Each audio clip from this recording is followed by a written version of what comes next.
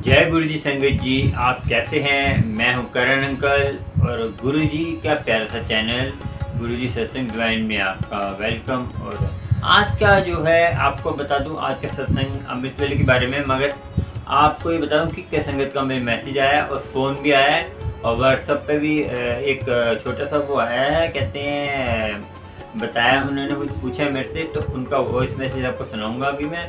तो पहले आप बताता हूँ कि संगत जी आज का है अमृत वेले में हमें जो दिक्कतें आती हैं और अमृत वेले क्या दिक्कत आती है और हमारे जो है हमें गुरु की चरण धूल की क्या महिमा है, इन दोनों के बारे में बात करेंगे। क्या दिक्कत आती है हमें अमृत वेले में, क्या क्या दिक्कतें आती है, तो उसको हम कैसे हमें हल करना है, तो आपको बताएंगे। ठीक है, चलिए। ठीक है संगत जी, सबसे बड़ी बात आपको पहले बता दूं मैं कि जो अमृत वेला संभालते हैं, सबसे पहले आपको कुछ नहीं करना संगत जी। आपको सबसे पहले अपना नियम बनाना है। जो कई संगत में 12 अभी आज भी संगत का एक फ़ोन कॉलिंग आई थी, वो आपको मेरे RK my life style blog channel है, उसमें मैं अपने लाइफ स्टाइल के बारे में डालता हूँ। संगत से मिला मैं, किस संगत से मिला, कौन सी संगत से मैं बात कर रहा हूँ फ़ोन पे, और कोई नया अपडेट है बड़े मंदिर का, और गुरु जी के जो सत्संग में जो चमत्कार होते हैं, और जो गुरु, उससे क्या होता है, चमत्कार से कुछ नहीं होता संगत जी। बस ये होता है कि गुरु जी अपनी आभा देते हैं कि हम जो हैं हम हैं। हम उससे देखिए, उससे आपको कहेंगे चमत्कार हो, चमत्कार से आपको बस ये फ़ायदा कि आपके गुरु जी ने आपको एहसास दिला दे कि मेरे पे विश्वास रख कि मैं चमत्कार कर रहा हूँ। तो इसका मीनिंग है कि गुरु जी हैं, और उससे आपको फ़ायदा तब होगा कि वो गुरु जी आपको मैसेज दे रहे हैं संगत जी कि आप अमृत वेला संभालें, और अमृत वेले में आप मेरे से कनेक्ट होके देखिए। अमृत वेले में आपने कुछ नहीं करना, धार्मिक बुक्स और जो आपका मन कर धार्मिक करना, मगर ये नहीं कि आप जैसे आप गुरु जी के लिए अमृत वेले में बैठ जाइए।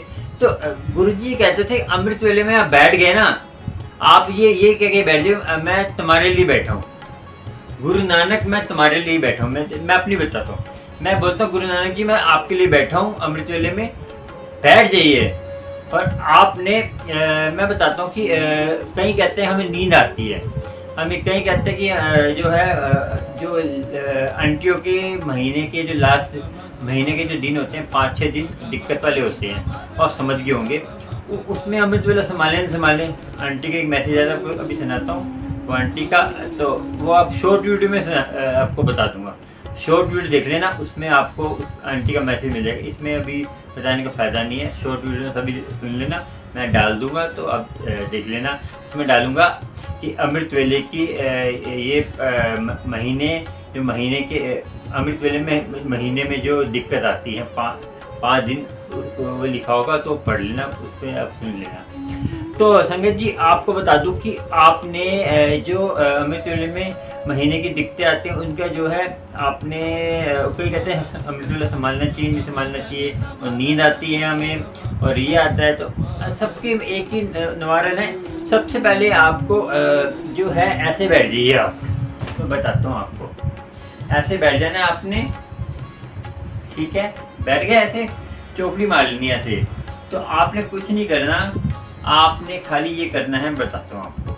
आपने आंखें बंद करके बैठ जाना है, और आपने जो भी नाम लेते हैं आप, सबसे पहले मंत्र जाप, कुछ भी सुंदरकांड का पाठ, कोई भी आप धार्मिक बुक्स है, उसको आपने आप एक बार बैठ गए तो वहाँ से उठना नहीं है। 2.5 घंटे का आपने नित्य संभालना है, उसमें आपने इधर ध्यान नहीं लगाना है, तभी आपको फायदा होगा। 2.5 घंटे का वो माना जाएगा।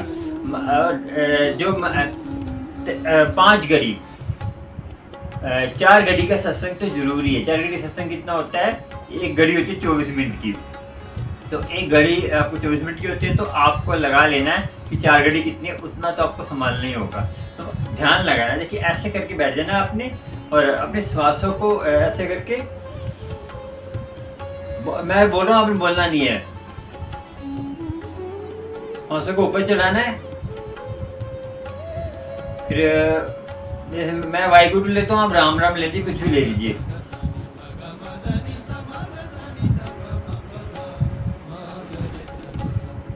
वाहिगुरु वाहिगुरु वाहिगुरु वाहिगुरु वाहिगुरु वाहिगुरु वाहिगुरु वाहिगुरु वाहिगुरु वाहिगुरु वाहिगुरु वाहिगुरु वाहिगुरु वाहिगुरु वाहिगुरु वाहिगुरु वाहिगुरु वाहिगुरु।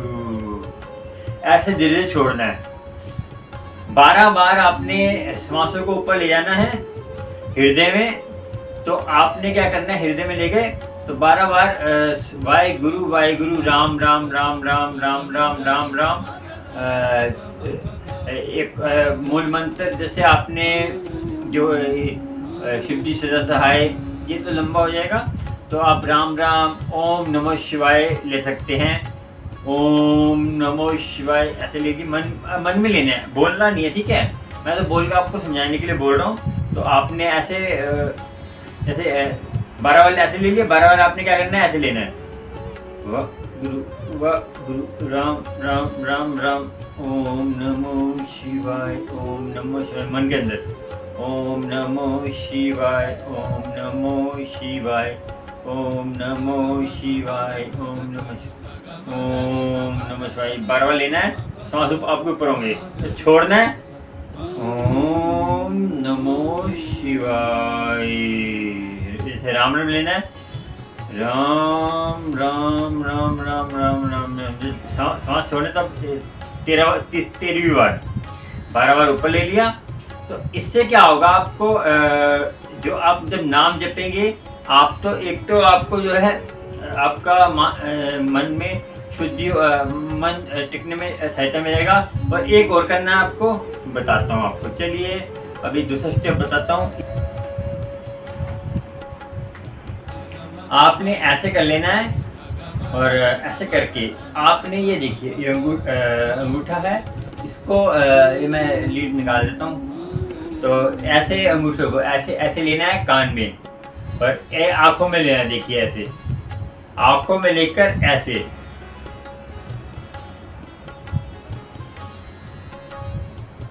श्वासों को ऊपर चढ़ाना है, ठीक है। और बोलना नहीं है, श्वास को जो ऊपर चढ़ाएंगे तो आपने ध्यान लगाना है अपने जहाँ पे वह तीसरा नेत्र होता है। तीसरा नेत्र क्या होता है पता है ना आपको? नहीं बता देता, तो आपको नहीं पता तो तीसरा नेत्र यहाँ होता है। आपने ये सुना होगा कि जो तीसरा नेत्र होता है हमारा, इसमें जो है हमारा तीसरे नेत्र में जो खुलता है ना तो हमारी दिव्य दृष्टि आती है।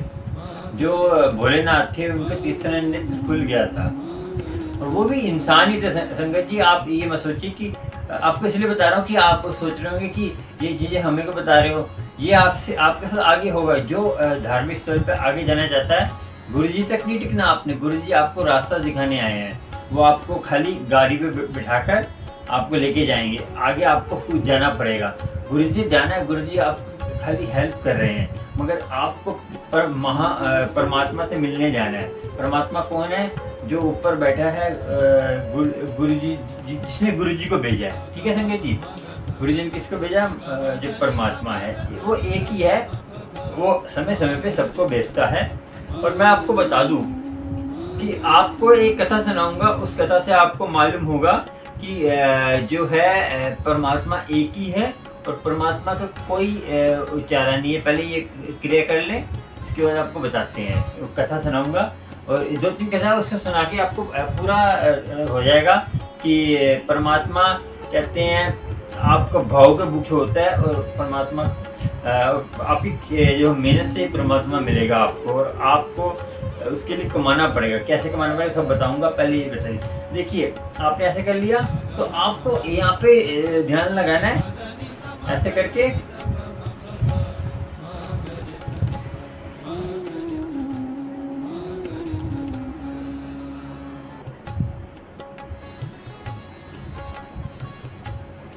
ठीक है। ऐसे लगाएंगे तो जीभ को तालू के ऊपर लगाया ऐसे, तो उससे आपको ध्यान ज़्यादा टिकेगा। ऐसे लगाना है, चल मैं करके दिखाता हूँ आपको।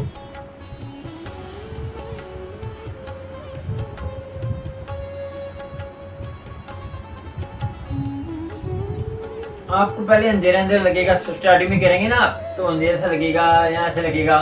तो फिर धीरे धीरे आपको जैसे कमल नजर आएंगे, कलरफुल चीजें नजर आएंगी, धीरे धीरे आएंगी, वो घबराना नहीं है। ठीक है संगत जी, कई संगत ने बोला था, मैंने उनको बता दिया, वो देख लेंगे ऐसे कैसे करा मैंने, तो ऐसे करना है और गुरु की कृपा आप पर होगी जरूर। और चलिए आपको मैं एक कथा सुना के आपको फिर पूरी बात बताएंगे गुरु की कृपा।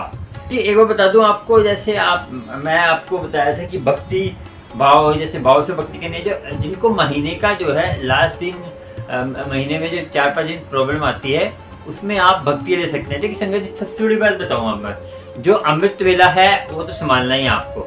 जो आपने जब नित्य मैंने बोल दिया कि नित्य नेम है, तो जो बुद्धिमान व्यक्ति होगा वो समझ जाएगा नित्य मीनिंग होता है कि रोज करना, उसमें चाहे आपको कष्ट आए कुछ भी आए, ये भी कष्टों में से एक कष्ट है। संगत जी आपको बता दूं, ये भी परमात्मा की दी हुई चीज है। ये जो 5 दिन आपको कष्ट आता है ना, ये महीने में जो अंतिम को कष्ट आता है, ये भी जो है परमात्मा की दी हुई चीज है। हमारे शरीर में इतनी गंदगी है, मैं बताऊं, हमारे अंदर इतनी गंदगी है, वो जब हम पसीने में जाते हैं तो गंदगी पसीना आता है ना, तो ये चीजें ना, इसको साफ करने के लिए तो मैं अमृत वेला संभालने के लिए बोल रहा हूँ आपको। आपने देखा होगा कि जो गुरु जी थे, उनको जो है उनके अंदर से खुशबू आती थी। कई संगत ने मुझे बोला है कि गुरु जी जब बैठते थे तो उनकी हर चीज में, जैसे वो वॉशरूम जाते थे, मोती जड़ते थे, तो हर चीज में खुशबू आती थी उनके। मैं ज़्यादा बात बहुत ऊपर की बात करूँगा, आप कहोगे कि ये आप तो बात फेंक रहे हो अंकल, तो करण अंकल वो बात फेंक रहे हो, मगर आपको हजम जितनी होगी उतनी, क्योंकि सब किसी का हाजमा जैसा होता है ना, उसको वैसी बात बतानी पड़ती है। क्योंकि आप बोलोगे कि मैं अभी ज़्यादा बता दें ना आपको अंदर की बात कि गुरुजी क्या थे, और गुरुजी देखो, गुरुजी हमारे जैसे थे, मगर इन्होंने अपना, परमात्मा के प्यारे सारे होते हैं, सबको एक जगह एक दिन परमात्मा के अंश बनना है। परमात्मा की अंश है, तो हमें परमात्मा के अंश की तरह ही हमारे अंदर। ये बताइए आप कि जब हम बालक पैदा होता है, उसको कौन बताता है कि स्तन पकड़ना है, स्तन में दूध पीना है, हंसना है, तो पिछले संस्कार होते हैं ना उनके, पिछले जन्म के संस्कार होते हैं ना उनके, पिछले से पिछले। हम जो नाम जपते हैं ना, तो आपका निष्फल नहीं जाएगा नाम। ये अगले जन्म में फिर आपका जैसे 20% नाम रह गया, तो अगले जन्म में आपको फिर 20% नाम रह गया, फिर अगले स्टार्टिंग होगा 30%, 40%। ठीक है, समझ गए? 20% जप लिया, फिर वो मैंने प्लस होता रहेगा अगले जन्म में, वो आपको निष्फल नहीं जाएगा। आपको पता है कि रविदास जी का, मैं हर बार बताता हूँ कि हमारा जो देवते कौन होते हैं, देवते वो होते हैं जो जिनके 10% 20% भक्ति रह जाती है, वो माँ ढूंढते हैं अपनी भक्ति पूरी करने के लिए, परमात्मा से मेल करने के लिए। परमात्मा की आजकल तो दुनिया अलग जगह जा रही है, उनको तो टाइम ही नहीं है। फोन, अब सारे फैमिली फोन पे लगे हुए हैं, ये शॉर्ट वीडियो देख ली, ये देख लिया, वो देख लिया। फोन भगवान परमात्मा ने दिया आपको, परमात्मा ने बुद्धि दी है कि आपके ऊपर परमात्मा ने आपको कर्म करने की छूट दी है। फल जो है ना परमात्मा के हाथ में है, रोजी देना परमात्मा के हाथ में है, कर्म फल परमात्मा देगा। मगर आपको ये डिसाइड करने के लिए बोला है कि आप जो है रास्ता कौन सा चुनते हैं, शॉर्टर चुनते हैं या मुश्किल चुनते हैं, अच्छाई की तरफ जाते हैं बुराई की तरफ। वो परमात्मा ने आपको छूट दी है। ये हमारा मनुष्य जन्म इसलिए आया है। जानवरों को क्या है, जानवरों को महसूस नहीं होता, वो जो कर्म करते हैं उनको भोग योनि है, वो भोग के चले जाएंगे। तो और जो हमारी जो पिछली जो ये पहाड़ है, जो बड़े बड़े पहाड़ है ना, आप देख रहे हैं बड़े बड़े पहाड़ जो हैं, और बड़े बड़े दरख्त, पहाड़, इनकी 4 युग, पता कितने युग की जूनी है, इनकी भी जूनी है। आपके सूरज चांद ये सब एक दिन खत्म हो जाएंगे, सब नियम में है। संगत जी मैं बता दूं कि नियम में भी रहना सबसे बड़ी बात है। आप औरत नियम से बाहर चली जाएगी, नदी नियम से बाहर चली जाएगी, पूरे रोड पे नदी, साथ में नदी चल रही है, रोड से बाहर निकल जाएगी तो पूरे गांव बर्बाद कर देगी। अग्नि है, जब तक गैस में है, चूल्हे में है, तब तो ठीक है, नहीं तो पूरे घर को आग लगा देगी वो। नियम में है ना। और सूरज है कंट्रोल से डूब देता है, वो चाहे तो एक पल में दुनिया को खत्म कर देगा। हर चीज उसके हुक्म में चल रही है। गुरबानी में बोला है सब चीज उसके हुक्म में है। वो कौन है? एक अकाल पुरख। किसके हुक्म में चल रही है? जो रुका हुआ है, जो एक मन है। हम भी परमात्मा की अंश है। हमें भी अपने मन को कंट्रोल करना है और रोकना है। जो चले मान, जो सब चीज को चला रहा है, वो रुका हुआ है। क्यों रुका हुआ है? सारी सुंदरता, सारी जो आपको ये सुंदरता, ये बानी, अच्छा बोलना, अच्छे गायकार, अच्छी कला, आपने देखा हो कईयों के अंदर इतनी कला होती है तो जो जिस चीज को हाथ लगे तो वही उनको चीज आ जाती है। तो ये पिछले जन्म के हमारे कर्म होते हैं संगत जी, क्योंकि हमारे कर्मों के हिसाब से हमें हर चीज मिलती है। कर्म के हिसाब से कला, सुंदरता, और ये आप सुंदरता लेकर उसको गलत जगह यूज करते हैं। मैं बताऊंगा नहीं, आंटियां जो हैं, कई आंटियां हैं इस सुंदरता के पीछे कईयों को भ्रमित करती हैं। मंदिर जाती हैं, कोई पहनावा पहनने का ढंग नहीं है, कुछ नहीं ढंग। मैं उन आंटी के लिए कह रहा हूँ, बुरा लगा तो माफ़ कर देना मुझे, क्योंकि मैं इसलिए चैनल बनाया है कि जो संगत गलत राह पे जा रही है उसके लिए मैंने बनाया है। अमृत वाला नहीं संभालेंगे तो आपका निवारण नहीं होने वाला संगत जी। आप चैनल देखें, पूरे वीडियो ना देखें, मुझे कोई फर्क नहीं पड़ता, क्योंकि मैं जो है सच्चे जो गुरु को मिलने, जिनको गुरु को मिलने की चाह होगी ना, वही ये वीडियो देखेगा। जिसको गुरु को मिलने की चाह नहीं है वो ये वीडियो नहीं देखेगा, मुझे पता है। मैं देख लेता हूँ कि मैं जरा उनके बारे में, उनकी सपोर्ट में बात करूँ तो ज़्यादा व्यू आएंगे। मुझे ऐसे नहीं, मुझे भीड़ नहीं चाहिए संगत जी। कबीर जी ने बोला था कि भीड़ में हमेशा भगत नहीं होते। भीड़ होते हैं, भेड़ चाल। सब भेड़ चाल चल रहे हैं आजकल एक दूसरे को देखकर। मुझे भेड़ चाल नहीं चाहिए, मुझे इस चैनल में भी चाहिए जो मेरे जो गुरु जी के सच्चे भगत हैं, जो परमात्मा को पाने वाले हैं, जो परमात्मा को पाने के लिए इस चैनल पे आएंगे, जिनको परमात्मा से प्यास है। संगत जी मैं बता दूं, मुझे कहीं पूछते हैं कि अमृत वेला कैसे मानना है, भक्ति कैसे करते हैं, अरदास कैसे करते हैं। मैं आपको ये बता दूं कि जब आपको भूख लगती है तो आप ये पूछते हैं कि आपको कहते हैं खाना कैसे खाना है, कैसे खाता है घर में खाना। सबका अपना ढंग है ना, कोई हाथ से खाता है, कोई चम्मच से खाता है, कोई पत्तल में खाता है। जब भूख लगी हो तो कहीं फंस जाते हैं तो कैसे खाते हैं खाना। एक टाइम खाना भी एक टाइम से खाएंगे तो उसका असर होगा। संगत जी ये बता दूं आपको, तो आप नहीं ये करेंगे तो आपको कोई फर्क नहीं, दुखी रहेंगे। तो मुझे फोन मत करेंगे अंकल जी मेरे बच्चे दुखी करते हैं। संगत जी तो हमारे कर्म है, हमें पिछले दिन कर्म है, हमारे कर्म कैसे बनते हैं वो मैं बता चुका हूँ पिछले वीडियो में भी। तो आपको पता है कि हमारे पिछले कर्म होते हैं वही हमें आगे उसका भोगते हैं। हमने जो है कांटे बोए हैं तो वहाँ से कहाँ से आम और फल उगेंगे, कांटे उगेंगे ना संगत जी। आपको बता दूं संगत जी, ये चीज़ें आपको सोचना होगा कि हमारे कर्म, देखिए ये प्रेमा भक्ति है, उसमें है कि गुरु जो तू कर रहा है तेरी रजा है। पांचवें पातशाह जी थे, उनको तत्ती तवी में रेता डाल दिया तो उन्होंने तेरा पाना मीठा लगे। और 10वीं पातशाह जी उन्होंने उनके 4 साहिबजादे कहते हैं शहीद कर दिए थे। उन्होंने कहा तेरी दी हुई चीज तेरे को दे दी मैंने, गुरु गोविंद सिंह जी ने। आप गुरु गोविंद सिंह समझते कि वो खाली सिपाही थे, उनकी आपने ना कुछ पढ़ते हो ना कुछ करते हो, बस किसी पे किंतु परंतु कर देते हो। उसका गुरु ऐसा, उसका गुरु ऐसा है, उन्होंने तीर्कमान लिया हुआ है, उन्होंने पिस्तौल उठा ली, उन्होंने तो शस्त्र उठा लिए।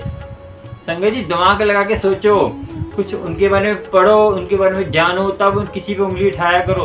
किसी धर्म के बारे में गलत मत बोला करो। सब धर्म कोई गलत नहीं होता। उसको जो गलत करने वाले जो समाज के ठेकेदार है ना, वो गलत करते हैं। धर्म कोई भी गलत नहीं संगत जी। मैं बता दूं आपको, मैंने मुस्लिम धर्म भी के बारे में थोड़ी बहुत बात पढ़ी है, और गुरु ग्रंथ साहब में तो मैं स्टडी करता रहता हूँ। इसके सबसे ज़्यादा स्टडी इसी में करता हूँ, क्योंकि इसमें मुझे बहुत ज्ञान मिलता है। उसमें जो है बहुत कुर्बानियाँ करी हैं। ऐसे सिख थे जो जंगलों में बैठे रहते थे, घोड़े पे सोते थे, घोड़े पे चने खाकर संगत जी, चने खाकर गुरु से, वो किसके लिए करते थे?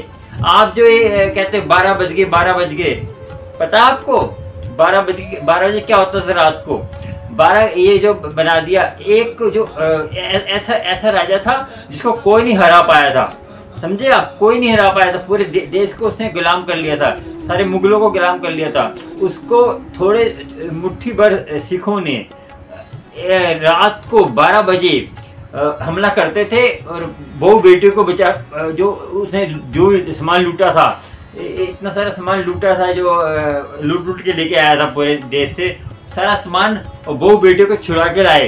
रोज जाते थे, 3-4 दिन में उन्होंने हमला कर करके रात को 12 बजे। तो उनको क्या, उनको जो 12 बजे जो है क्या हो गया था, 12 बजे उनका जो 12 बज गए वो आ गए, तो हमला फिर वो फैल गए ना 12 बजे, तो उनके लिए पागल हो गए। उन्होंने 12 बजे पागल हो गए, उनके लिए पागल है कि वो उनके ऊपर जान पे बनाई है। वो तो कहीं पागल हो गए। जैसा हम किसी कोई हमें मारने लग पड़ते हैं, पागल हो गए क्या? तो पागल नहीं हुए, वो हमारे हिंदू बहू बेटियों को बचाने के लिए, और उनके कहते हैं वो कहते हैं कि सबसे बड़ी बात है, कहते हैं कि वो कहेंगे कि हिंदुस्तान में कोई ऐसा कोई नहीं है जो कोई सिख है, कोई शेर है, कोई ऐसा नहीं है। कोई सब हार रहे थे उससे। तो सिखों ने काफी कुर्बानी दी है। ये जो 30,000 बना हुआ है, ये जो मोरी गेट के पास 30,000 बना मोरी गेट, ये सारे सिखों के कारनामा। उन्होंने जो ये कहते जीत कर, कहते हैं मोरी करी थी, जीत कर उन्होंने फिर दोबारा राज दे दिया दिल्ली में। दिल्ली जीत ली थी उन्होंने, फिर दोबारा दे दिया। ऐसे सिख थे जी। आपको क्या पता कि सिखों का 12 बज गए, ये बज गए, ऐसा मत बोला करे 12 बज गए, ये बज गए। तो आपको सोचना होगा कि हम गुरु की फैमिली है, गुरु का नाम बदनाम क्यों कर रहे हैं? गुरु जी का नाम आपको उज्जवल करना है। हम गुरु फैमिली है, मिलके रहें, गुरु की कृपा होगी आप पर। और सिखों की जो है इज्जत करें, क्योंकि आप गुरबानी पढ़ते सर ढक के पढ़ा करें, और गुरबानी जब प्यार से मत्था जरूर टेका करें। मत्था नहीं टेकेंगे कोई फर्क नहीं पड़ेगा। चलो आपको एक कथा सुनाता हूँ, वो कथा से आपको पता चलेगा कि पूरी बात, ठीक है? पहले आपको सुनाता हूँ चरण धूलि की, कि गुरु की चरण धूलि की क्या महिमा है। संगत जी, एक ऐसी बात है कि एक जगह थी, वहाँ पे संतों का वास था, और वहाँ पे एक परचून की दुकान थी, बनिए की। ठीक है संगत जी, बनिए की परचून की दुकान थी। वहाँ पर जो है संगत आती थी, और बहुत संत आते थे वहाँ पे। संत नाम वाले भी आते थे, नाम जपने वाले भी आते थे, महासंत भी आते थे। तो अब पता है, पहले आपको पता है कि पूरा कच्चा होता था, कि मिट्टी जैसे अब रोड नहीं होती पक्की। बहुत पुरानी बात है ये 350 साल पुरानी ऐसी बात है। तो ये सच्ची घटना है ये। तो संत आते थे, तो वो जो बनिया था कहता है क्या है, धूल मिट्टी इतनी आती है, और ये जो संत आते हैं कुछ लेते रहते हैं नहीं। संत क्या, वो तो संत तो फकीर थे, वहीं से लंगर खाते थे, अपना सो जाते थे और अपना वो करते थे। तो संत तो है ये, तो क्या करेंगे? तो लेते थे है नहीं थे, वो आगे में जाते थे, इतनी मिट्टी उड़ती थी, सारा उड़ता था। वो क्या सारे दिन संत आते थे, अपना दुखी करते रहते हैं। तो वहाँ पे अपना दर्शन करते थे। कुछ दिन चलता काफ़ी दिन। तो संगत जी ऐसा और विधि बनी कि वो एजेड हो गया, उसकी डेथ हो गई। काफ़ी दिन तक उसकी डेथ हो गई। तो उसको जो है दरबार ने बोला, इसको जो है ना आप कुंभी नगर में भेज दो इसको। तो कह रहे कुंभी नगर में भेज दो। तो कह ठीक है। उन्होंने देखा तो कुंभी नगर में भेजा। कुंभी नगर कैसा होता है संगत जी, मटके की तरह होता है, ऊपर से जैसे ऊपर से छोटा, नीचे से बड़ा। तो मटका होता है ना, ऐसे कुंभी नगर होता है। उसमें कहते हैं तड़पते हैं, ये गुरु ग्रंथ साहब में भी लिखा है, कई पुराणों में लिखा है। आप एक कहानी नहीं है संगत जी, कुंभी नरक होता है। जो एक गलत काम करते हैं उनके लिए कुंभी नरक होता है। तो उसको मटका सा होता है, मटके की तरह, ऊपर से छोटा मुंह नीचे बड़ा हो जाता है, उसमें उसको घेर दिया। तो क्या हुआ संगत जी, जैसे घेरा तो घेर के आ गए, तो उन्होंने देखा थोड़ी देर बाद सब शांत हो गए हैं। आपको गुरु जी की आपको महिमा बताऊंगा। आप चरण वो देख रहे शांत कैसे हो गए, तो कह रहे ये शांत कैसे हो गए, तो कह रहे हमने कोई गलती तो नहीं कर दी। उन्होंने जब दोबारा लेखा देखा तो उसने देखा कि दोबारा लेखा पढ़ा, तो कह रहे इसने तो ये इतना अच्छा ये काम हुआ है। तो उसने कहा इसको बाहर निकालो फटाफट, सारे नहीं तो सारे शांत हो जाएंगे, सारे नरक खाली हो जाएगा। पता ना आपको, राजा जनक ने जो है अपने एक घड़ी के सत्संग में पूरा कुंभी नरक खाली करा दिया था। राजा जनक की इतनी भक्ति थी उनकी, एक घड़ी के सत्संग का पूरा अपना सत्संग की कितनी महिमा। सत्संग में ये सत्संग नहीं है ये जो अपनी मर्जी के शब्द चलाते हैं, अपनी मर्जी की गुरबानी और रोला रप्पा डालते बाद में डांस करने लग पड़ते, ये सत्संग नहीं हो सकता। सत्संग होता है जो रहन, जो सत्य का संग, परमात्मा की बानी, सच्ची बानी, उसका सत्संग होता है। जो गुरबानी सुनते नहीं है आप, तो वो शांत हो गया। तो उसने देखा, कह रहे क्या बात हो गई, तो उसने बताया कि फिर उसको बताया कि तेरे मस्तक पे किसी महापुरुष की चरण धूलि लग गई थी। चरण धूलि की इतनी महिमा संगत जी, मैं बता दूं आपको, चरण धूलि की कृपा इतनी होती है कि संतों की, जो आप कहीं गुरुद्वारा में देखते हो ना कि वो चूल्हा भरते हैं, जल पर पीते हैं, घृणा मत करा करो, उनकी श्रद्धा है, उनकी श्रद्धा में तो सब कुछ मिलेगा आपको। अब श्रद्धा करते नहीं हो दूसरे को, लोग आपको एक कथा और सुनाता हूँ। ये जो शीशगंज गुरुद्वारा है जो दिल्ली में है, दिल्ली में, मैं भी दिल्ली का हूँ, दिल्ली में शीशगंज गुरुद्वारा, वहाँ से एक मौलवी संत, मौलवी चरण धूलि लाता था, उसको पुड़िया बना के बेचता था। एक बार सरदार जी आ गए उनके पास, तो उन्होंने एक बात बोली थी, किसी सरदार जी को मत देना ये। तो उन्होंने कहा कि तुझे नहीं दूंगा, कह मुझे क्यों दोगे। तो उन्होंने पूरी बात बताई कि मैं उधर जिस घर से तू आया उसी घर से तो मैं लेके आया, सब मनोकामना पूरी सच्चाई बता दी उसने।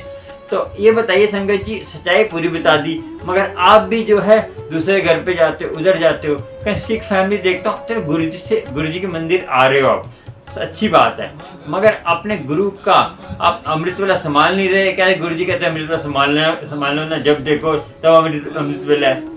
गुरु जी की बात समझा तो करो आप, गुरु जी ने क्या बोला है, जब जाओ तब। आपसे ये बताओ, आपसे संभलता कहाँ है, रोल पे में पड़े जाते हैं, उधर फोन आ रहे हैं, उधर से ये आ रहा है, उधर से वो आ रहा है, मंदिर जाएंगे फोन पकड़ के जाएंगे, उतरेंगे फोन करके, कहीं देखता हूँ मैं फोन छोड़ते ही नहीं है। तो अमृत वाला कब संभालेंगे, दिन में तो आपको टाइम मिलेगा। अमृत वाला सबसे गुरु ने बोला हमें, जब जागो तभी अमृत। जब आपकी जाग तो अंदर की बात करिए उन्होंने, अंदर की बात क्या है कि जब जागो, जब हमारे अंदर की जो आत्मा है वो जाग जाएगी तभी अमृत वेला है। उन्होंने ये बोला कि तुम चिकन खा लो सब कुछ होगा, मगर उनको पता है कि जब मेरे से जुड़ेंगे, मेरे से जुड़ते रहेंगे, अपने आप छोड़ देंगे, उनको पता है। ऐसे उन्होंने बोले जब मर्जी अमृत वेला कर सकते हैं। इसका मतलब है कि आपके अंदर से जब जाग जाएंगे, आपको ज्ञान हो जाएगा कि अमृत वेले में बहुत शक्ति है, तो अपने संभालेंगे। अब आपने ये चीजें बता दूं कि उन्होंने चरण धूलि की क्या है बता दिया, और वो बता दे कि जो उधर से जो शीशगंज गुरुद्वारे में भी कि चरण धूलि कितनी महिमा है। किसी को ये मत बोला कि आप मंदिर में आके चूल्हा, आप नहीं करते, किसी को घृणा नहीं करनी, ठीक है संगत जी। और आपको ये बता दूं मैं कि गुरु की कृपा होती है, और आपको गुरु की कृपा, और आंटी इस दुनिया में फोन आते हैं संगत जी, आपको भी सोचना होगा कि गुरु की कृपा से आप वंचित हो रहे हैं, किसी के आगे पीछे मत देखा करें। चलो आपको एक कथा और सुनाता हूँ, उसके बाद आपको फिर बताएंगे संगत जी। एक मैं बता दूं आपको, एक कथा है कि त्रिलोचन भगत हुए हैं। नामदेव जी से थे, उनके जो है फ्रेंड है, उनके दोस्त हुए हैं। तो उन्होंने एक बार नामदेव जी को बोला कि मुझे जो है भगवान के दर्शन करा दो। आपको पता है कि कितनी बार 70 बार पता नहीं गुरु भगवान के दर्शन हुए हैं नामदेव जी को। तो उन्होंने बोला मुझे भी एक बार, उन्होंने कथा बताया कि मैं इतने दर्शन को मुझे भी करा दो दर्शन। ठीक है, तो कह रहे मैं विनती करूंगा भगवान से, वो मान लेंगे। ठीक है, तो उन्होंने भगवान से विनती करी, भगवान हंस पड़े। तो भगवान कहते हैं कि मैं जो है भाव का भूखा हूँ, मैं जो भाव से आता हूँ, मैं दौलत शोहरत से नहीं आता। संगत जी यहाँ भी दौलत शोहरत की बात होगी, भाव के भूखे भगवान। आप जरा सा एक कन भी रख के सत्संग कर लेंगे, वो सत्संग होगा आपका। कह रहे मैं दौलत शोहरत नहीं आता, कि चल तेरी बात मान लेता हूँ, मैं उनसे मिल लूंगा। तो भगवान ने क्या करा कि उन दिनों क्या होता था संगत जी, त्रिलोचन जी के थोड़े अमीर थे वो, और जो नामदेव जी थोड़े नॉर्मल थे। जैसे वो भगत तो पता ही हमें, जो सच्चे को दौलत शोहरत को इतना मानते, तो नॉर्मल थे वो। तो अमीर थे, तो उनके घर में साधु भी आते थे, रोज उसकी वाइफ खाना बनाती थी। तो और ना उनको बच्चा था कोई, तो बच्चा नहीं था, तो फिर घर में कोई सेवा करने वाला कोई नहीं था। तो उन्होंने फिर कहा कि हमारे साधु संत आते तो हमें एक नौकर की जरूरत पड़ेगी। तो भगवान राम जी ने बोला कि चलो मैं नौकर ढूंढता हूँ। तो जब घूमते रहे तो एक ना आदमी था, तो वो तो उन्होंने घूमता रहे, तो उसका नाम था अंतर्यामी नाम था उसका, जो नौकर था एक घूमना। तो उन्होंने क्या किया, अंतर्यामी एक लड़के को बोला आप नौकरी करोगे? कह रहे मैं नौकरी तो चाहता हूँ, मगर मेरी शर्तें कोई नहीं मानता। क्या शर्त है तेरी? कह रहे मेरी ये शर्त है कि एक तो मेरी कोई बुराई नहीं करेगा, और मेरी बुराई नहीं करेगा, और मैं जितना खाऊंगा वो गिनेगा नहीं, और मैं खाली खाना पीना और रोटी पानी पे ही नौकरी करूँगा, मैं पैसे नहीं लूँगा, कुछ नहीं लूँगा, रोटी पानी पे करूँगा और वो करूँगा। तो ठीक है, तो वो काफ़ी 1 साल हो गया काम करता रहा। साधु भी आते, रोज़ साधु आते थे, रोटी बनाती थी उसकी वाइफ, रोटी बनाती थी, आटा गूंथती थी, खिलाती थी। तो एक बार क्या हुआ, विध बनी 1 साल के बाद, तो उसकी वाइफ अपनी सहेलियों के बीच में गई। तो आपको पता है कि जो औरतें बीच में बैठ जाती हैं, तो उनकी जो है आपस में बातें चल जाती हैं, निंदा चुगली सब चलता है, निंदा चुगली सब चलता है। और ये श्राप मिला हुआ है कहते हैं धर्मराज का, क्योंकि धर्मराज की मम्मी जो कुंती ने जो है अपना मन में बात पचा ली थी कि जो करण के बारे में, जो उनका बेटा था तेला, तो उन्होंने श्राप दिया था कि किसी औरत के पेट में भी बात पचेगी नहीं। संगत जी देखो कितनी बड़ी बात है। अब कोई औरत के पेट में बात पचती नहीं, तो उसका ना चेहरा जरा आपस में लड़के के आप चेहरा तेरा बुसा पहले खुश रहती थी, मजाक करती थी, आज की चिपचिप रहती है, क्या बात है। तो इतनी बातें करते उससे मुँह से निकल गई। तो उसने बोला, तो बात कही कि हमारे घर में एक लड़का आया है, तो वो कहते हैं उसके बाद निंदा। अंतर्यामी कौन था वो पता है? परमात्मा का रूप था वो संगत जी, परमात्मा का रूप था वो, और परमात्मा की मेर से वो आया था। तो परमात्मा का रूप था, तो अंतर्यामी वही था। तो वो जो है वो सोची कि उसको जो पता भगवान है वो, उसने पहले बोलना था कि मैं ऐसे में रोटी बनाती हूँ, ये करता हूँ, मैं सारे दिन दुखी हो जाती हूँ। वो लड़का इतनी रोटियाँ खाता है, वो कहते हैं वो फलाना, इतनी बड़ाई करती वो फिर बड़ाई कर फिर चुप हो गई बीच में। कह क्या हो गया, बताया क्यों नहीं तूने? फिर बता दिया उसने पूरी बात। करते पूरी पाला बुचका खोल दिया। पता है आपको, औरतें बैठ जाती बातें में, तो कहते औरतों के बड़े मंदिर जाओ, तीर्थस्थान में जाओ, अकेले जाओ, औरतों के बीच में झुंड बना के जाएंगे तो आपको कोई फायदा नहीं है, क्योंकि 10 औरतें होंगी तो बातें करेंगी, सारा आपका कर्म लूट के ले जाएंगी, मैं बताता हूँ। तो उसने बता दिया, तो अंतर्यामी तो भगवान का रूप था। तो वो गैप हो गया, तो ना वो त्रिलोचन जी आए, कहाँ गया लड़का? तो वो बताए ना मैंने ये बात करी थी। तो फिर परेशान हो गया। काफ़ी दिन चलता रहा, ऐसे बात चलती रही। तो उन्होंने नामजद को फिर नाम दे के बताया कि मैं तो गया था, मगर उनकी देखिए संगत जी, इससे हमें वो आया सारी बात बता दी। फिर पूछी तो ये बात है, मैं ऐसे बातें करती, ऐसे बातें करते अपनी सहेली के साथ। तो सुलोचन जी क्या तो गलत करते तभी चला गया वो। तो उनको महसूस हो गया कि वो भगवान ही आए थे। तो देखिए संगत जी, बिना कमाए आपको भगवान के दर्शन नहीं हो सकते, क्योंकि भगवान तो दर्शन देने आए थे, उनके नसीब में ही नहीं था। भगवान आपके सामने आ जाएगा तब भी आप पहचान नहीं पाओगे। आपको पता, मैंने कथा सुनाई थी कि गुरुजी जो है भिखारी के रूप में चंचो के संगत के पास गए थे, मगर वो जो है पहचान नहीं पाए। वो कहते हैं तुम्हारे घर पे आते नहीं, कह रहे मैं आता हूँ भगवान के रूप में आता, भिखारी के रूप में आता हूँ, तो आप पहचानते नहीं हो। संगत जी, आप किसी को जब आते हैं तो पहचानते नहीं तो कैसे होगा? आपको सोचना होगा कि गुरुजी हमारे अंग संग हैं। गुरुजी से हमने जो है अपने परमात्मा से प्यार करना है।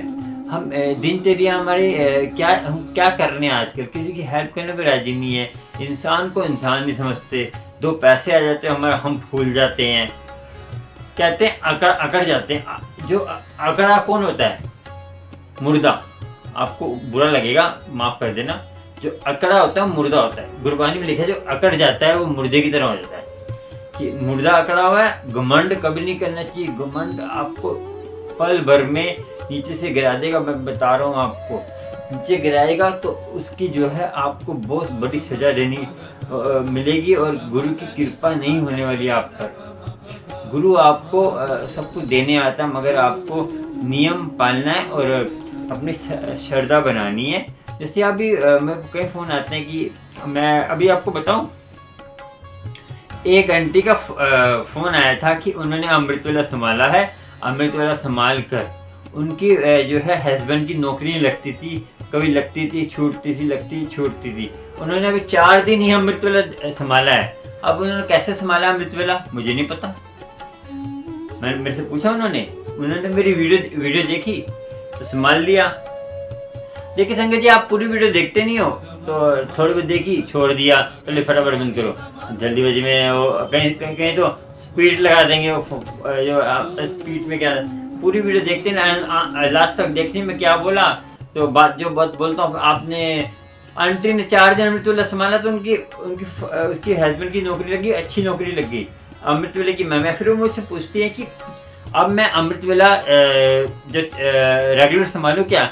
मैंने कहा रेगुलर संभालो, गुरु की मेहर हो रही है आप पर, और 40 दिन तो इसलिए संभालना है कि हमें जो है उसकी गुरु की एक नियम बनाना है। जैसे हमारा मन टिक जाए, 40 दिन मन टिकाना, उसके बाद फिर आप मन टिक जाए तो उसको रेगुलर बढ़ाते रहो। कहते मैं 1 घंटे संभालती तो मैं कम नहीं करना। मैंने कहा जितना बढ़ाओ, अपना 1 हफ्ते 10 मिनट बढ़ा लो, 1 हफ्ते 10 मिनट बढ़ा लो। तो उनकी जगह नौकरी लग गई। तो आप विश्वास तो करते नहीं है, कहते हैं हम तो हमारा नींद आती है, हमें वो आता है। संगत जी, नींद में बता दिया आपको कैसे करना है, ऐसे करना है आपको, और गुरु की कृपा आपको जरूर होगी। और संगत जी, ये बता दूं, एक कथा और सुनाता हूँ आपको, उससे आपको पूरी समझ आ जाएगी कि गुरु की कृपा का हकदार कौन है और गुरु की कृपा कैसे होती है। संगत जी, ये बता चलिए संगत जी, आपको बता दूं कि एक गुरु गोबिंद सिंह जी टाइम की बात है। पोटा साहब के पास, जलंधर के पास कोई जगह है, जलंधर पे क्या पे उधर है। तो उन्होंने वहाँ पे कहते हैं पहले ना जंगल होता था, जंगल थे ना, दसवंत लेकर गुरु के पास जाते थे। ठीक है संगत, दसवंत लेकर गुरु के पास जाते थे। एक गुरु सिख था, उनका नाम भाई रिंकू जी ने सनेती का था। उनका नाम अभी हिस्ट्री में नहीं आया, उनके नाम अभी नहीं है, मगर गुरु सिख थे वो, और बहुत नाम देखने वाले थे, शस्त्रधारी भी थे। देखिए गुरु के जो नाम जपने के कितने शक्ति होती है। शस्त्रधारी भी थे वो, और वो क्या करते, जो आए जो संगत होती थी ना, उसके जो डाकू जो आते थे ना, डाकू जब 20-25 डाकू कई जगह ज़्यादा लिखे गए, कहीं कम लिखे हैं, और 20 लिखे, कहीं 25 लिखे हैं, तो इस हिसाब से लिखे हैं। तो 20 डाकू तो वो उनको घेर लेते थे, तो जब वो क्या करते थे, वाहिगुरु सतनाम, वाहिगुरु जी का खालसा वाहिगुरू फतेह ऐसे बोलते थे, तो वो डाकू डर जाते। कई बार डाकू डर जाते थे, कई बार, ठीक है, भाग जाते थे वो। तो एक बार कैसा हुआ कि चलता है वो हर वक्त बजाते थे, बोलते थे, तो चले जाते। एक बार क्या हुआ कि ज़्यादा बीबियाँ थी, आंटियाँ, जैसे हमारे में आंटी कहते हैं ना, गुरसिख थी ज़्यादा और जेंट्स कम थे, अंकल कम थे इसमें। गुरसिख दो ही थे और बच्चे थे और बीबियाँ ज़्यादा थी। तो उन्होंने बोला कि इस बार तो जेंट्स मर्द कम है और औरतें ज़्यादा हैं और बच्चे भी हैं। इस बार क्या करेंगे, औरतों को भी ले लेंगे, धन भी लूट लेंगे, क्योंकि वो दसमंत लेके आते थे गुरु के लिए, तो लूटते थे। औरतों को ले लेंगे और इनको मार के उनको औरतों ले जाएंगे, धन भी ले जाएंगे। तो उन्होंने रोक दिया, कह रहे कि अपनी जान की कीमत चाहते हो तो आप इनको छोड़ दो, तुम चले जाओ, नहीं तो हम बच्चों को मार देंगे, तुम्हें मार देंगे और बीवियों को ले जाएंगे। वो डर गए। तो ऊपर से वो गुरसिख ने बोला कि अब तो क्या कहते हैं, उन्होंने वाहिगुरू खालसा फतेह बोला। गुरसिख डर गए, मगर वो पीछे नहीं हटे, वो इतना डरे। उसने गुरसिख ने अब तो मुझे आना ही पड़ेगा कि ऐसे काम चलेगा। उसने आए तो गुरसिख जो था जंगल में छुप के बैठता था। जो मैं बड़ा सा, गुरसिख जो थे वो जंगल में छुप के बैठते थे।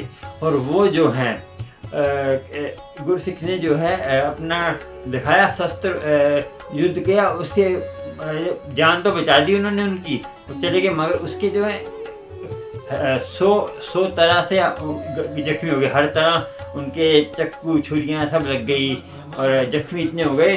तो उन्होंने कहा कि मैं अपनी जान कैसे। गुरसिख जो है फिर उन्होंने कहा कि धीरे धीरे वो क्या है, चलते चलते कि उनको कुआं नजर आया, ठीक है, कुआं नजर आया। तो कुएं में जो है वो कुआं तक पहुंच नहीं पाए, वो इतनी हिम्मत नहीं हुई उनके, वहीं पे लेट गए वो। तो एक थी सोना और मोना, हस्बैंड वाइफ थे। संगत जी पहले ये अब तब की बात है, 250-300 साल पहले उनका ऐसी टेक्निक थी कि वो शीशे का एक महल बनाते थे। जैसे आपने देखा होगा कि सेब हो गए, उगने होते हैं, उसके लिए टेम्परेचर वैसा बनाना पड़ता है। तो उन्होंने शीशे का कुछ बाग बना रखा था, शीशे से बंद करके उसमें ऐसे ऐसे फूल उगाते थे वो।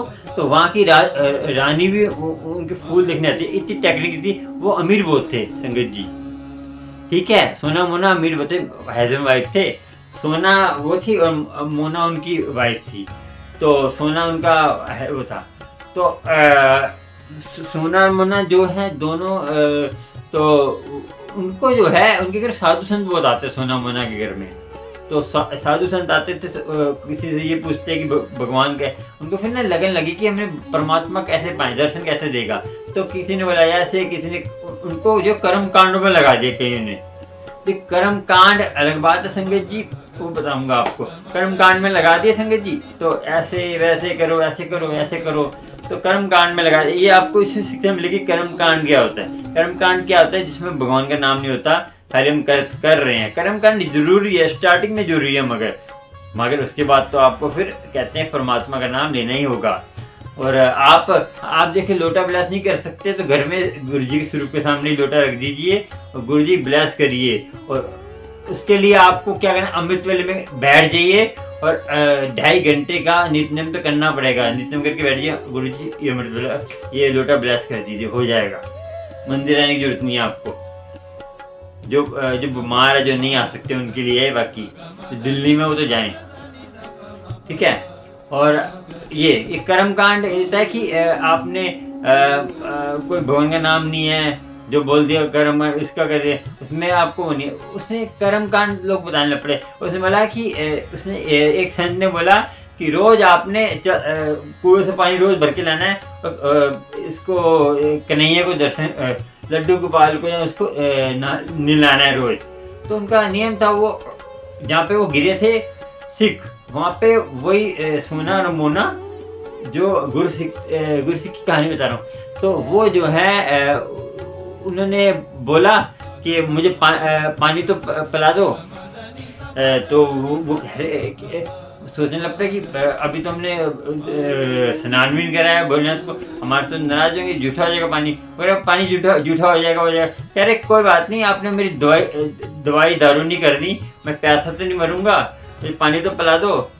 तो क्या सोचने लग पड़े, वो सोच के वो कहते अभी हम आ रहे हैं, हम स्नान करा कर तब हम आएंगे तो आपको पानी पिलाएंगे। तो कह रहे कि हमें जो है कि कन्हैया के दर्शन करने हैं। तो उस सिख ने क्या बोला, तुझे कन्हैया के दर्शन नहीं होंगे, ये कहकर वो अपने प्राण त्याग दिए।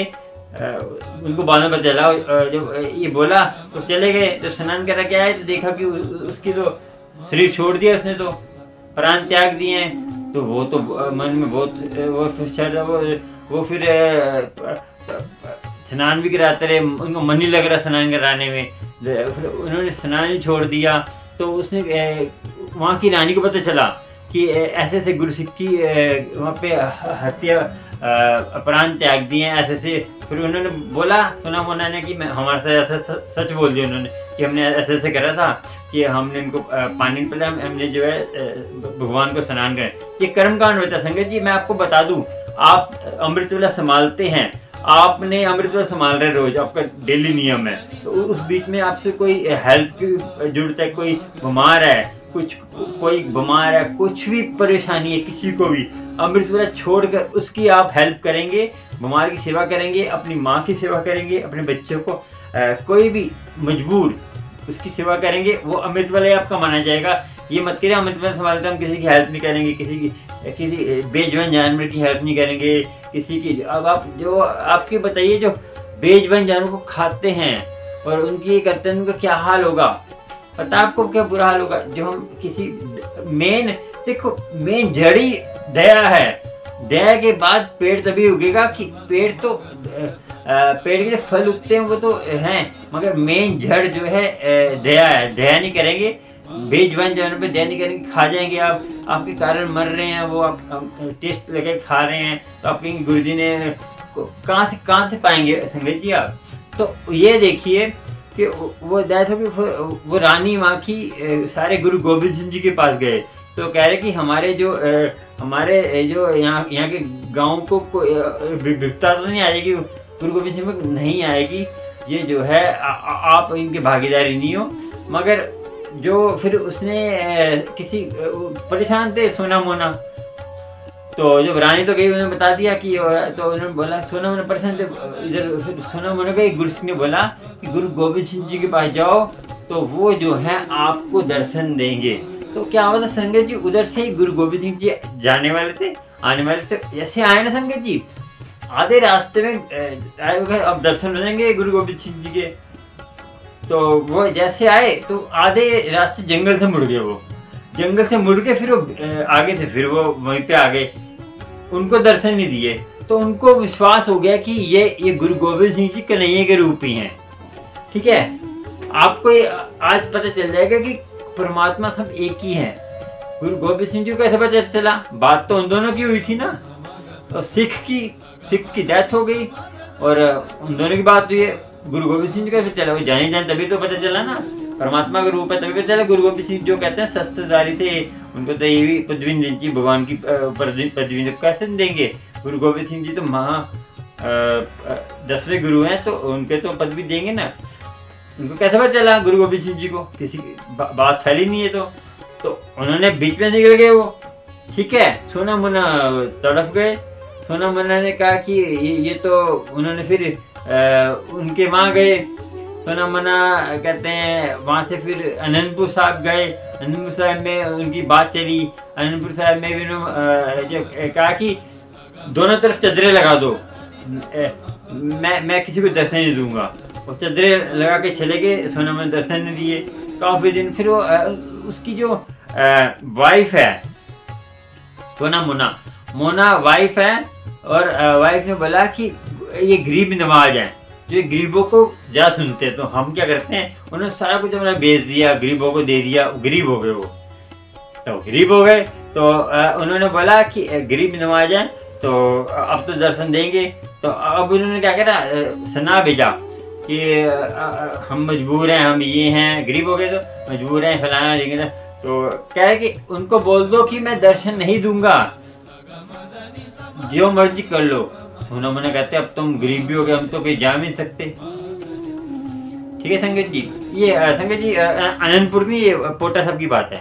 तो आनंदपुर फिर हम जान सकते बेचारे, फिर पैदल आनंदपुर साहिब गए पैदल। जब गरीब हो गए पैदल गए आनंदपुर साहिब, तो पैदल गए बेचारे कैसे मर्जी करके। तो वहाँ पे जाके उन्होंने वहाँ पे जाके पर्दा लगा दिया, दर्शन नहीं दिए। तो फिर काफ़ी दिन चलते रहे। तो उनको अब क्या करें, तो फिर मोना, सोना और मोना, सोना जो है उन्होंने बोला कि जो है सोना जो उनका हस्बैंड था कि अब क्या करते हैं, हम सेवा करते हैं, गुरु जी सेवा से प्रसन्न होंगे। उन्होंने बाग में गए, उनको हुनर था, उन्होंने माली से बात करी, वहाँ की जो सेवादार थे, तो जो गुरु गोविंद सिंह जी के, उन्हें बात करी। तो बात कर वहाँ पे सेवा करी, उन्होंने सब बात बताई। कह रहे वो तो गुरु जाने गुरु के। फिर एक बार क्या हुआ, गुरु गोविंद सिंह जी वहाँ पे आए, वो तो जाने जानते। तो उन्होंने बताया कि ये सोना मोना कर रहे हैं आप, ऐसी बात है। कह रहे उनको बोल दो कि यहाँ सेवा करनी है, तो मैं जब मैं आऊँगा तो साइड में हो जाना, मुझे अपना चेहरा मत दिखाना। गुरु का जो है, गुरु की मेहर और अपने भक्तों की वो कितनी नाम की महिमा है उनका, जो उन्होंने बोल दिया कि कहते दर्शन नहीं देगा, कहते हैं कन्हैया तो नहीं देगा। तो उनकी कितनी अपनी भक्तों की लाज रखते हैं गुरु गोविंद सिंह जी।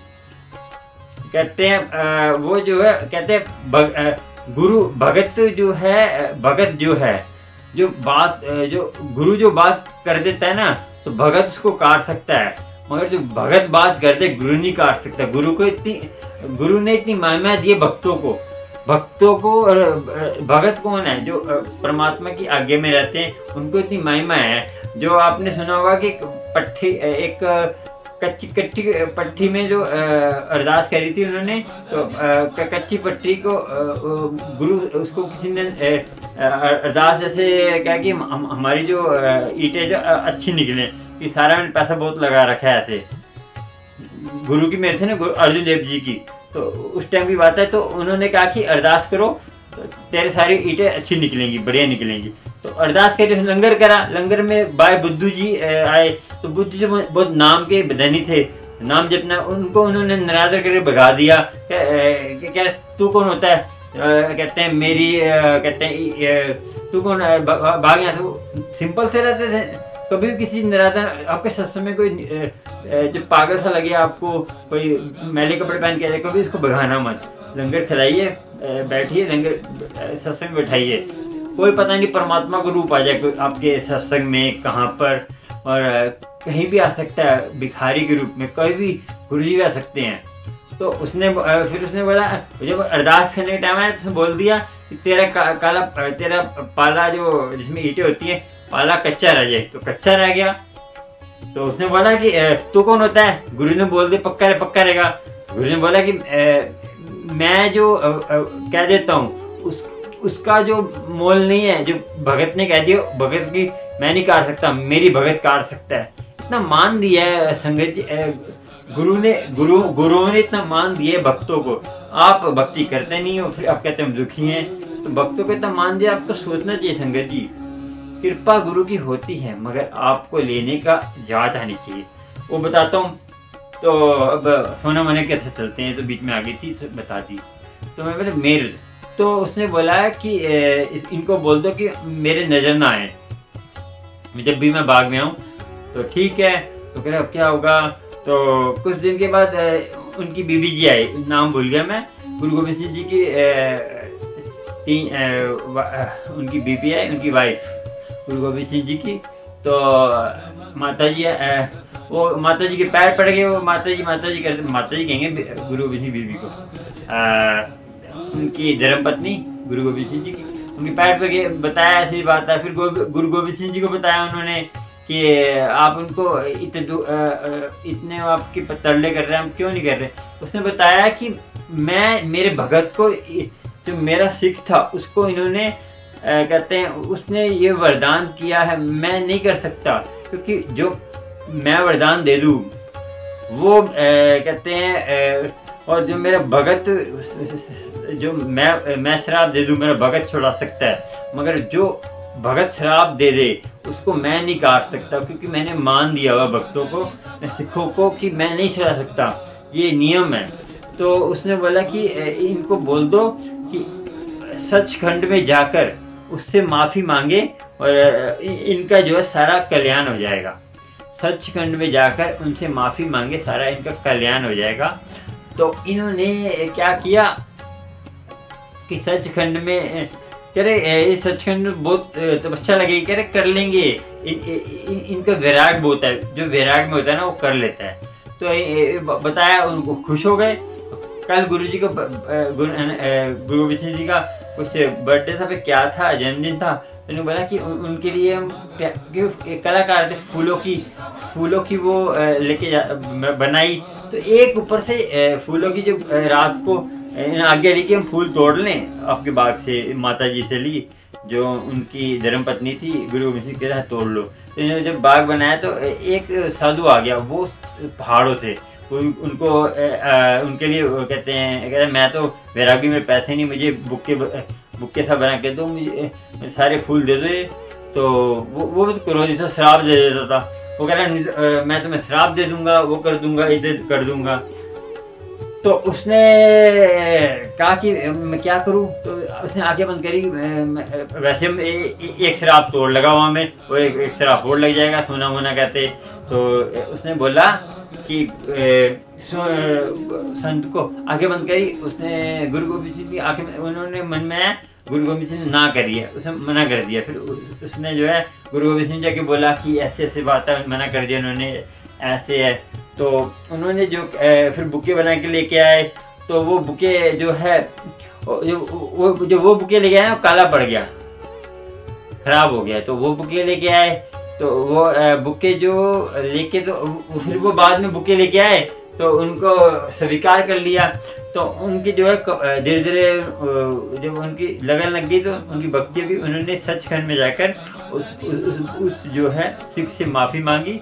तब गुरु जी ने उनको माफ़ किया, सोना मोना को। देखिए कितना लंबा चक्कर पड़ गया, एक छोटी सी गलती कहाँ से कहाँ ले गई उनको, और गुरु की कृपा कहाँ से होगी। देखिए ये मेहर होती है। आप भी डरा करें परमात्मा के नाम से, क्योंकि परमात्मा का नाम बहुत महिमा है। आपको इसकी कृपा होगी, मगर आपको सोचना होगा कि गुरु की कृपा कैसे होगी, कैसे नहीं होगी। ये आपको मेहर गुरु की होती है, मगर आप जो है मेहर से रह जाते हैं।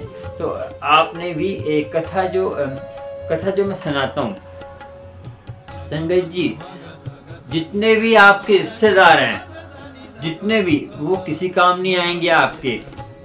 दुख सुख, जब तक सुख है आपके आसपास रहेंगे, सुख में सब रहेंगे, दुख में कोई नहीं रहेगा। मैं बता दूं आपको, रिश्तेदार कौन, जो देखिए आपके कहीं तो दौलत से जुड़े हैं, तो शोहरत से जुड़े हैं। जब तक आप पे दौलत है तब तक आप क्या रहेंगे, क्योंकि उनको पता है कि ये मालदार है, हमारे काम आ सकता है, ये ऐसा है, हमारे काम आ सकता है। और फैमिली वाले सारे मैंने ऐसे देखे हैं, सच्ची घटना सुनी है ऐसी, जो फैमिली वाले भी, आपको कोई कोड बढ़ जाए, आपको बताओ आपकी डेथ हो जाती है, तो आपको फटाफट निकालते हैं शमशान घाट में, और शमशान में फटाफट जलाकर फटाफट नहा के भूत प्रेत ना आ जाए कहीं है। तो ये बताइए, शरीर अगर प्यार है, शरीर से प्यार था या आत्मा से प्यार? आत्मा से प्यार तो आत्मा तो अमर है, शरीर से प्यार है तो शरीर तो ये सामने पड़ा, करो प्यार। कैसे क्यों नहीं करते? आत्मा निकल गई तो शरीर से प्यार, शरीर के सामने पड़ा है, और आत्मा तो अमर है। क्या है ये पखंडबाजी है? ये संसार है, अपने कर्तव्य निभाओ। मैं तभी कहता हूँ कि ये पूछा मत करो कि हमने कैसे संभालना है, हमारे महीने की प्रॉब्लम है, ये प्रॉब्लम, कुछ प्रॉब्लम नहीं है। आपको जितना रोज संभालना है, और आपको कोई नींद आती है बता दी कैसे करना है अपने, गुरु की कृपा आप पर होगी। मगर आप सच्चे दिल से करेंगे तभी होगी, नहीं तो आपको गुरु की कृपा कैसे ऐसे ही रह जाएंगे। चलो चलते हैं, जय गुरु जी, शुक्राना। अगले सत्संग मिलेंगे, और मेरे चैनल को सब्सक्राइब, लाइक, शेयर कर लेना। आपको प्यारे प्यारे सत्संग गुरु जी के और उनके नोटिफिकेशन और प्यारे प्यारे गुरु जी के विचार मिलते रहेंगे। सब्सक्राइब करने से और शेयर करने से और जितना हो सके लाइक करें और ऑल पे दबाया करें। ऑल से आपको क्या है कि नोटिफिकेशन रोज आपके पास आ जाएगा। गुरु जी की कृपा होगी। गुरु जी की कृपा क्यों नहीं होगी कि आप इतने प्यारी संगत हो। थोड़ा भटके हुए कोई बात नहीं, मान जाओगे। गुरु जी मुझे बुद्धि दें आपको समझाने की, और आप भी मेरे लिए अरदास करा करें कि मेरी बुद्धि में गुरु जी ऐसी जो आपके सवालों के जवाब है मैं दे सकूं, क्योंकि गुरु जी की कृपा जब तक नहीं होगी मैं भी नहीं कर सकता, क्योंकि मैं कुछ लिखता नहीं हूँ। इतना मैं अंग्रेजी में नहीं जानता, मैं हिंदी में जानता हूँ, मगर मैं लिखता नहीं हूँ। मैं जो गुरु जी बुलवाते हैं वो बोलते हैं वो करता हूँ मैं। जय गुरु जी, शुक्राना।